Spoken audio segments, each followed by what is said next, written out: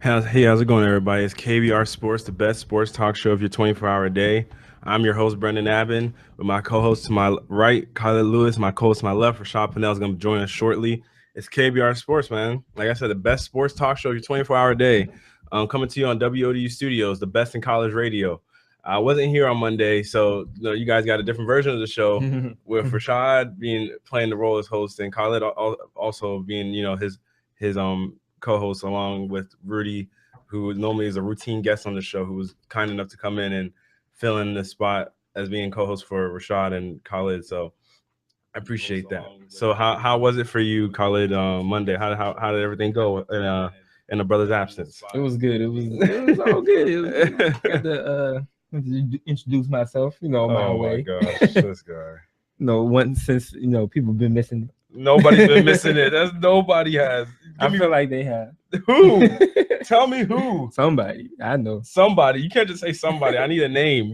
I need name recognition here. You can't just say somebody. We ain't get the names right now, but we'll be back at you. No, that's like saying, oh yeah, I got a hater, and then telling me I say who, and you just say someone out there. But look, the thing is, when you got a hater, why would you want to know their name? What you mean? How would you want to know what your hater's name is? They're irrelevant. Oh my gosh. So you can thank that person for your success. I'm not gonna thank them. They just hate me. They help motivate you to become so great. You don't believe so? Nah. I just think they hate me. You never need to take a seat. You never heard anybody say, you never heard thank you for the haters. Yeah, thank you for the haters. I thank my haters. But look, do they know their names? Do the people know the haters' names? It depends on who you're talking about. It depends on who you're talking about, man. Whatever. I'm telling you, I'm pretty sure John Wall knows Colin Cowherd, who always is criticizing him, and he knows him. He probably knows him very well. That's because he criticizes John Wall all the time, and that's probably a routine person that he sees as a hater. So tell you, man, people probably do know that haters. You'd be surprised, bro. But man, let's get into it, man. Let's get into it. But Eric, ladies and gentlemen, the topics for today. I forgot to tell y'all. You can listen to us. Yeah, y'all Rabble. Can listen to us on Rabble. You can also listen to us on Spreaker and iTunes. Mm-hmm. You can tweet us at our Twitter handle at KBR_sports, and so we can read your tweets out during the show, and also comment during the Rabble cast, so we can read your Rabble comments out loud, and you can chime in and also call in to join in on our debates at 757-683-4405. So you guys, we can hear y'all's perspective on different various topics. And leave comments in the YouTube section as well. Yeah, you can also leave the comments there too. And you also can directly comment to me or post to my Facebook. It's the same thing as my other stuff, Brendan Abbin. My Twitter is KingBA24, but you can comment to me on Facebook and let me know what you guys are thinking. Let me hear y'all's thoughts and opinions on topics, so I can tell them out loud on here on the show. So to get right into it, y'all, the topics are going to be, we're going to talk about John Wall's comments recently, talking about he feels like as though he's overlooked and he's a top 3 point guard. But some would say that he might have a point, but we'll talk amongst ourselves to see if John Wall actually is making a valid statement. Then we'll also get into talking about Kyrie Irving and just asking the question: is he the right point guard for the Cavaliers? Because everybody pretty much at this point agrees that Kyrie is a star, but is he the right kind of star for the Cavaliers? Because sometimes the stars don't align in the right way. And then we'll get into talking about Tom Brady's recent contract extension that he signed yesterday that Adam Schefter reported on. And we'll ask the question, will Tom Brady last out through this extension? Because we've seen with older players, the play tends to fall off. So everybody, Father Time's undefeated, but will Tom Brady be the one player that seems to throw a crowbar into Father Time's plans? And then we'll also debate about whether the East and the Western Conference is the better conference in the NBA. To get things started off, though, like I said at the top of the topics, John Wall recently came out with comments saying that this is exactly what he told The Vertical in his comment. He said, "I still think I get overlooked sometimes. Some people say I'm not a top 5 point guard. In my opinion, I think I'm top 3. I only see 2 people ahead of me, Steph Curry and Russell Westbrook. Right now, Steph is on a heck of a pedestal, and Russ is putting up triple doubles, and they're winning. That's my opinion. That's just being honest. But I just go out and compete. If I'm winning games, my game will do the talking for itself." So, and saying that, do y'all think John Wall has a point in feeling as though he's overlooked and that he feels as though he should be a top 3 point guard? Kyla, let me hear your perspective first. What do you think about John Wall's comments? I do not agree with John Wall. My man said that Russell Westbrook and Stephen Curry, the only two point guards better than him, and he just completely overlooked my man CP3. You can't just do that to Chris Paul. That man is nice. You can't just do that to him. You can't do that to my man Chris Paul. It is. I feel you. One thing that I've seen, like, since he brought up these comments, Stephen A. Smith, I know that he commented on rebuttal his whole point. He was like, well, see, those point guards that you named that were ahead of you, or the ones that they said were like top 5, like, because he was like, there was Stephen Curry, Russell Westbrook, Chris Paul, and Damian Lillard ahead of John Wall. And he got a point, because all those players, all those point guards are part of teams that are basically in winning positions in the playoffs, like in the top positions in the playoff standings right now. And the Wizards in the Eastern Conference is at number 10. Yeah. So if you really could say he's the best point guard, Westbrook and Kevin Durant, they really the only two people on the team, and Damian Lillard and is like really carrying the whatchamacallit, Portland.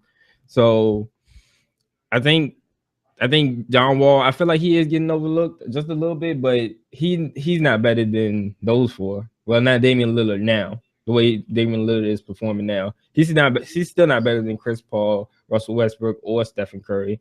And to say he's a top 3, I think that's a stretch. Top 5, I may give it to him, but he still doesn't put up the offensive numbers as much as the other ones. But he's a great defensive player. Got to give him that, and he does well through assists and stuff like that. So I do give him his props, but he can't be higher than Chris Paul. I can't give him that. All right, Rashad, what do you think? So when I'm looking at it, I see that John Wall is talented. No, don't get me wrong. John Wall is talented. I do think John Wall is a top 5 point guard, but I do not agree that he's number 3, as he says. Because I mean, for a team who's struggling, his stats aren't that impressive for a team that's struggling as well. Yeah, he's averaging 9.9 assists, 3rd in the league, but he's averaging under 20 points per game, which isn't spectacular. If you're supposed to be the star player of the team, you need to average a lot more than that, especially if your team is struggling to make the playoffs as it is in the East. So you're looking at that, and like you said, you look at Chris Paul, and you see like his player efficiency rating and his winning shares is a lot higher than John Wall's. Chris Paul's always been leading the league in assists per year. It's not the case this year. Rajon Rondo's leading right now with 12 assists per game. Even when Chris Paul doesn't have his other star players that complement him, he still goes out to perform. So that shows that Chris Paul is still a primetime performer when it comes to the league. So when you watch that, you also see that he's doing a lot. I feel like he still contributes more. See, John Wall has great defense, which puts him in combination with above 100 point guards. But at the same time, Chris Paul is top 20 in steals of all time. So Chris Paul's defense ain't no slouch either. That's why I feel like if you're gonna put it this way, it goes Chris Paul 3, and then then we go into the 4-5 discussion. But as I don't agree with John Wall saying he's number 3. Yes, he has great defense. It can be reckless at times. His speed can be a little reckless at times. He's not averaging enough points, and it's not even all about points. It's all about just what you do for as a team, as the quarterback of the team. So you see that, and you're like, okay, if you're the quarterback of this team, I need you to play like that. I need you to be that point guard for us that can control the game, control what we need to. And sometimes I just don't see John Wall doing it. So So both of y'all deferred from John Wall being 3. And the funny thing is, I've talked to a couple of people that have made adamant cases that John Wall is a 3, is number 3 on the point guard list. Because one, this is the thing that people ask me the question. They're like, so what criteria are you asking under? Are you asking about best scoring point guard or best passing point guards? And I was sitting there, I was like, well, I mean, either way, You're a point guard. Yeah, I mean, I get what they're saying, because if you want to talk about scoring point guards, then Kyrie Irving is up there. Mm-hmm. And when you're talking about scoring point guards, if you're talking about playmaking point guards, Kyrie Irving isn't even in the top 5 for playmaking point guards. But when you talk about, because you have the pass first point guard who is technically a John Wall and a Chris Paul. Then you have the shoot first point guards, which we've seen more often now with the Steph Currys, the Russell Westbrooks, the Derrick Roses, and the Damian Lillards. excuse me.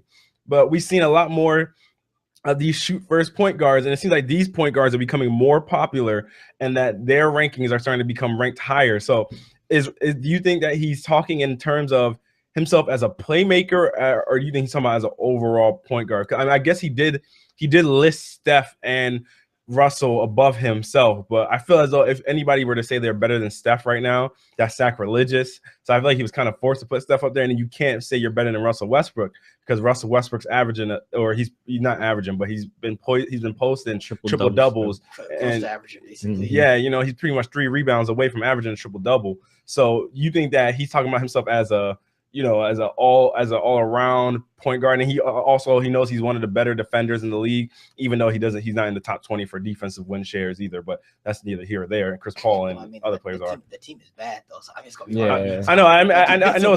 But the defensive win shares is calculated from how better your team defense is when you're on the court, and he's not even in the top 20. So, but what do you guys think that he's talking about in standards of that? Per se, do you guys think that's what he's saying? I feel like it isn't as him saying he's the top 3 point guard. I don't think he's saying I'm a top 3 scoring point guard. I think he's saying I'm the top 3 overall point guard. Yeah. And I feel the era we're in now dictates this, like, oh, because you can score, you're the best player because you can score a lot of points. That's not the case. It's still not the case. Like, the best point guards don't go for people who score a lot of points. If that was the case, Magic Johnson would not be one of the best point guards, because rarely did Magic Johnson score over 20 points for a season. So you look at stuff like that, and you're like, it's not about how many points you score. As you look at Steph Curry, Steph Curry doesn't average as much as many assists, but we see Steph Curry's impact on the floor. What did it do for the team? From what his IQ, from his vision, and from his scoring. So you look at stuff like that, and the same thing with someone like Russell Westbrook. As soon as he attacks the basket, you got to close in on that man, and he can find you on the wing. That's how he's getting triple doubles.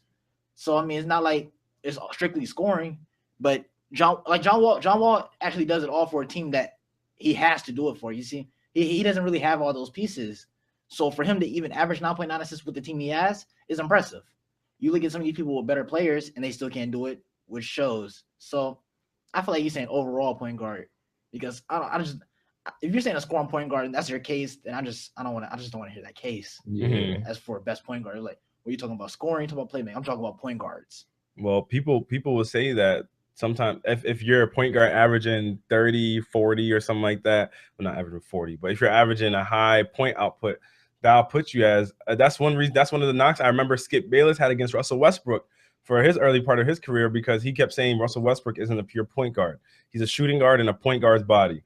And a lot of times that people would make the case, this generation of point guards is a lot more. The one point guard that we see now in this generation that really isn't a scoring guard is Rajon Rondo. And he hasn't been brought up in this conversation. The man's leading the league in assists. So that shows scoring has something to do with it. Yeah. Because if we're not talking about Rondo and he's leading the league in assists, then I mean, scoring, and the only thing that we can't, because Rondo's team isn't in the playoffs, John Wall's team isn't in the playoffs, yet he's in this conversation. So what's the difference between the two? One has more points averages. If Rajon Rondo averaged 20 points or 19 points, we'd be talking about him too. You're arguing between him. You see what I'm saying? We've seen the decline Rajon Rondo's been on. But no, but this isn't a decline. This isn't a decline. He's posting the best assist numbers he's averaged in his career. This is not scoring. But his points, he's never averaged a lot of points. Rajon Rondo has never averaged a lot of points. He's the leader in triple doubles at one point. Triple doesn't mean you average a lot of assists. He still rebounds. I mean, you can score 10. You can score 10 points. Yeah, you can score 10 points. Westbrook was a good player. No, but I'm saying, he didn't note Rajon Rondo. But Rajon Rondo's never been a high point output guy. He's always been around the 10-point range, the 11-point range. Times where we said Rajon Rondo was the best point guard in the league because of his passing. Yeah, because of his passing. That's my point. That's what the people are saying. They're saying now is it becoming more about who can score the most points. Nobody ever said Rajon Rondo. Everybody's always said Rajon Rondo, you can just sag off of him from free throw line down because he can't shoot. But he somehow gets everybody involved. That's the reason why he was so coveted when he became a free agent and people wanted him. And then he went to Dallas and that didn't work out. But then he came to Sacramento. Now he's averaging 11 and something assists. So now the point that people are making for Rondo is this. Well, my point with Rondo is he's never been a person that's averaged over 15 points. Surprised if he even averaged that much. But yet he's never been regarded because he's always been a high assist man. And he's never been regarded as the best point guard. So scoring has something to do with it. Magic Johnson, I mean, his numbers are similar to that of a John Wall, Chris Paul, and he had to score to do it. People don't. John Stockton is the #1 assist guy in NBA history. And he isn't brought up as the top point guard either, and he was mainly a passer. So I think it's definitely broken down into categories like this. I feel like John Wall. I feel like he thought of it as an overall kind of thing, but he knows that it's not about like his top 3 argument isn't about him scoring. So I feel like that it's just he's just looking at different categories, but he wants to be top 3 overall. Players are getting more talented, so it's gonna be easier for them to score. They are getting more talented, but that's part of the criteria now. If you can shoot, if you can, if you're athletic, that's part of the criteria. One of the reasons why D'Angelo Russell is such a coveted talent is because he can shoot and he has beautiful vision. And we saw yesterday he dropped 39 points. Everybody's talking about his 39 points. Nobody talks about the 3 assists he had. It's all about the points. This league is all about scoring now. The assists are nice to have, but if you can average 30 or so more points, you're going to be sought out by a lot of teams. Rondo was sought out by teams because of his playmaking ability, but at the end of the day, when we talk about top 5, top 3 point guards, his name doesn't come up. Yeah, you know what I mean? And Damian Lillard has never averaged more assists than Rajon Rondo yet. We bring him up score 50-something points and then automatically. I mean, I don't feel like Damian Lillard is better than Rondo. I feel like I've always felt like, even though Rondo's been on decline, I just feel like Rondo's always been better because of what he can do on the floor when he's on the floor, the impact he can make as a passer and everything like that. So you think Damian Lillard is better than Rajon Rondo? No, I don't think Damian Lillard is better than Rondo. So you don't think he's better than Rajon? No, I think Rondo. See, only thing like Damian Lillard has on him, I believe, is just the scoring, and he has a stronger mentality to carry a team because he's clearly done it this year. When everybody left the Celtics, when Rondo was there, I didn't really see that from Rondo. But doesn't that factor into it? Yeah, that's the thing. Into who's the better player? Because that's part of the case against John Wall. That's the thing, because you can have better scoring aspect, and then Rondo has a better assistant aspect, while John Wall has a better defensive aspect. It's kind of like a matchup between, like in NFL when certain teams match up against each other. Where like even the best teams can't beat some of these